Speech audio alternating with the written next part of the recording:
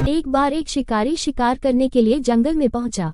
उसने अपने तीर पर बहुत ही खतरनाक जहर लगाया और शिकार को निशाना बना करके उसने तीर को छोड़ा, लेकिन उसका तीर चूक गया और तीर एक पेड़ पर जा लगा।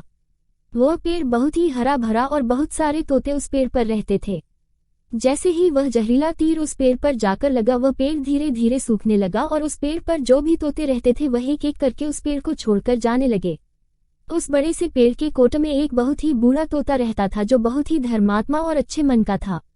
सभी तोते उस पेड़ को छोड़कर जाने लगे थे, लेकिन वह बूढ़ा तोता जाता था, दाना लेकर के आता और उसी कोट में आ करके बैठ जाता था, परंतु उस पेड़ को छोड़ने को तैयार नहीं था।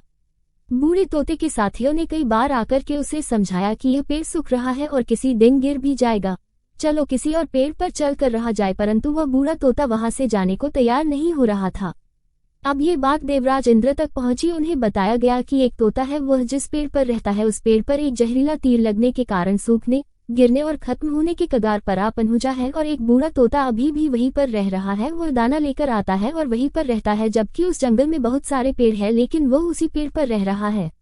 देवराज इंद्र प्रकट हुए और उस बूढ़े तोते से कहने लगे कि आप बहुत धर्मात्मा हैं, बहुत ही अच्छे मन के हैं, लेकिन आप इस पेड़ को छोड़कर किसी और पेड़ पर चले जाइए, क्योंकि यह पेड़ कुछ ही दिनों में गिर जाएगा। तालाब के पास में बहुत से बड़े बड़े हरे भरे पेड़ हैं, बड़े बड़े कोट हैं, उन पेड़ों पर फल भी लगे हुए हैं, उन्हें वहीं पर तोड़कर खा सकते हैं, परंतु यहाँ से आप चले जाए।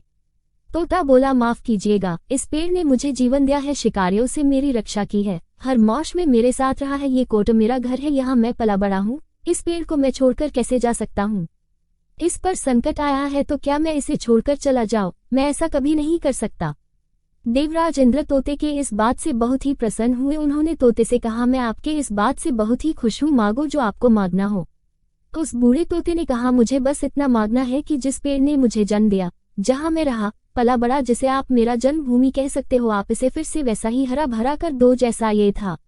देवराज इंद्र ने अमृत से उस पेड़ को सिंच दिया और पहले की तरह हरा भरा कर दिया। अब वापस से उस पेड़ पर आकर के बाकी तोते रहने लगे। वह बूढ़ा तोता कुछ समय तक और जिंदा रहा, फिर उसकी मृत्यु हो गई और वह स्वर्ग में चला गया।